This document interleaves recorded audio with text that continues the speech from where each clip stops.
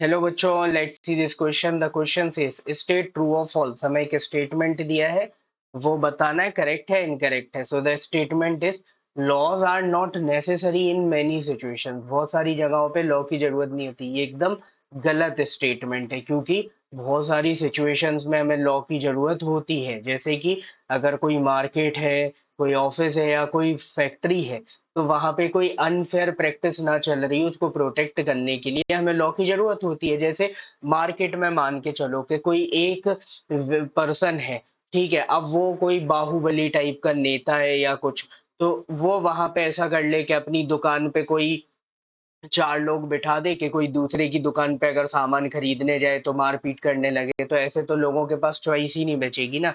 एक ही हो सकता है, या कोई बहुत बड़ा बिजनेसमैन है जिसके पास पैसा है, तो वो खूब सारे ऑफर दे के पहले अपने आइटम को बेचता रहेगा। तो ये तो अनफेयर प्रैक्टिस हो गई।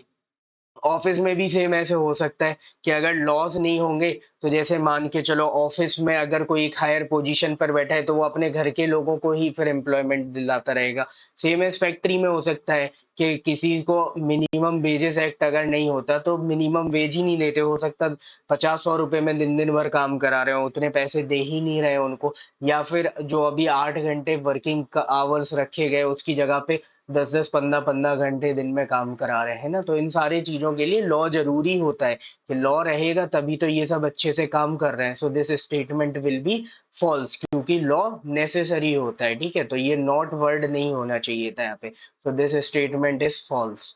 Hope you understood it well. Best of luck. Thank you.